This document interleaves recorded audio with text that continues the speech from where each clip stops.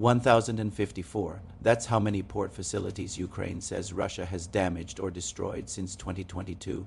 232 civilian vessels hit, over 300 civilians killed or injured. Sit with that number for a second, because the next part is where it actually matters. Kyiv isn't calling this a new phase of the war. It's calling it the same campaign, just louder, and reaching for a comparison most people associate with an entirely different sea, thousands of miles away.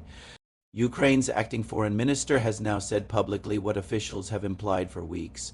Russia is trying to turn the Black Sea into a second Strait of Hormuz, not a metaphor for dramatic effect, a specific, deliberate comparison to the world's single most important oil choke point, the one place where a blockade doesn't just hurt one country, it moves the price of a barrel of oil for everyone on Earth.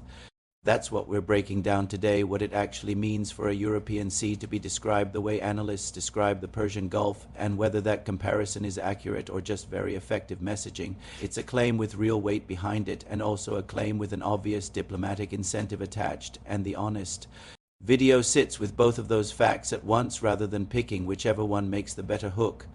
Some of what follows is on the record from Ukrainian officials and confirmed by shipping tracking data. Some of it, how far Russia intends to take this, whether it can be sustained through autumn, is still developing, and we'll flag that distinction as we go.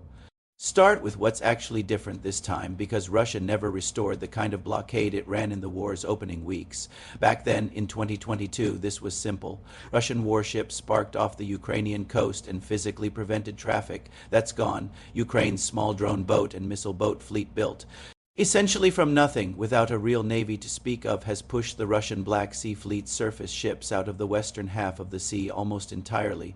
A cruiser like the Moskva, sunk early in the war, was the kind of loss that taught Moscow a physical blockade with warships was no longer survivable at any reasonable cost.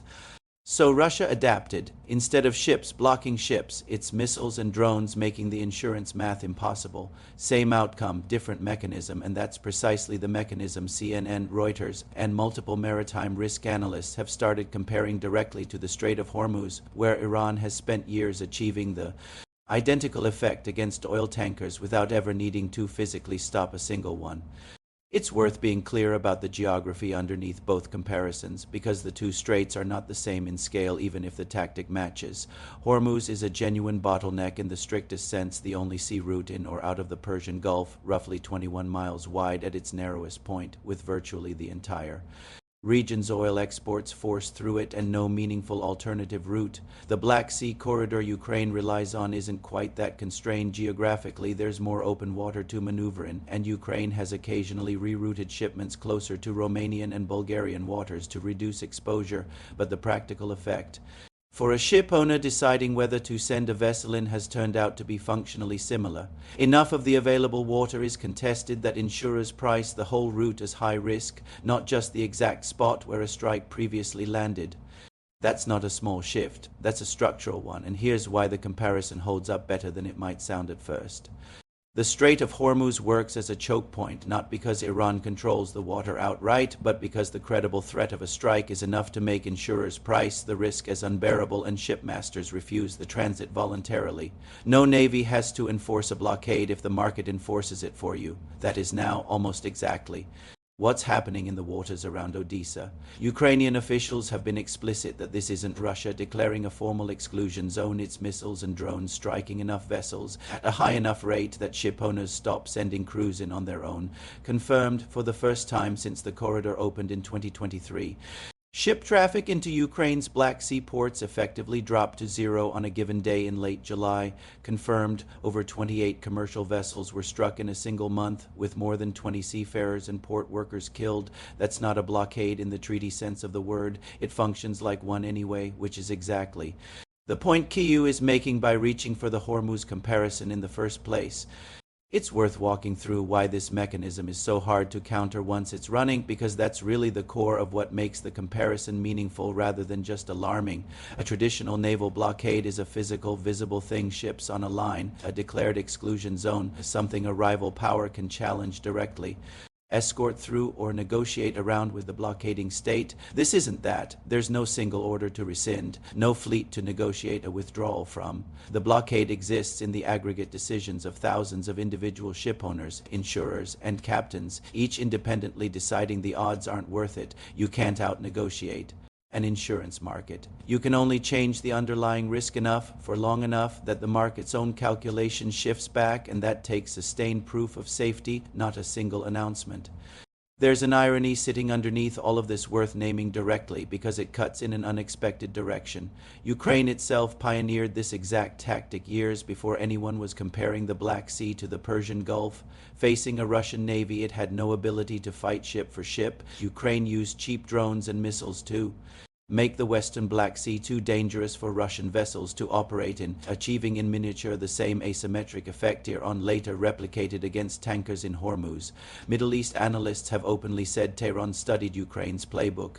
Now Russia appears to be running a version of that same playbook back against Ukraine's own ports, the tactic completing a full circle, originator and imitator swapping roles on the same stretch of water. It's worth being precise about how that original Ukrainian success actually worked because it's the template everyone since has copied. Ukraine never built a conventional navy capable of matching Russia's Black Sea Fleet ship for ship. It never had the shipyards, the budget, or the time. What it built instead were small, cheap, largely unmanned surface vessels packed with explosives, launched in swarms that cost a fraction of what a single Russian warship costs to build or replace. Early in the war, that fleet sank the Moskva, the flagship of Russia's Black Sea Fleet, using Ukrainian-made missiles, a single loss that reportedly reshaped how cautiously Russia's navy operated for the rest of the war. From there, repeated drone boat strikes pushed Russian surface ships further and further from the western Black Sea, to the point where Russia's fleet effectively abandoned patrolling waters it once controlled outright. That is the precedent every naval analyst now points to when they say modern chokepoint. Warfare no longer requires owning the sea, it requires making the sea statistically unsurvivable for whoever's trying to use it. And Russia isn't only on the giving end of this pressure. Its own gateway out of the Black Sea, the Kerch Strait and the Don-Azov Channel, which together carry roughly a quarter of Russian grain exports, has reportedly been effectively shut since early July after a sharp escalation in Ukrainian drone boat strikes against vessels. In the Sea of Azov, Ukraine's drone forces commander has claimed well over 100 Russian vessels struck in the Sea of Azov in just over a week, a claim that can't be independently verified in full but is consistent with satellite tracking showing long queues of ships now waiting on both sides of that sea, two countries each running the same asymmetric strategy against the other, each currently succeeding at strangling a piece of the other's maritime trade. Neither side coordinated this. It happened because the same tactic works both directions on the same body of water.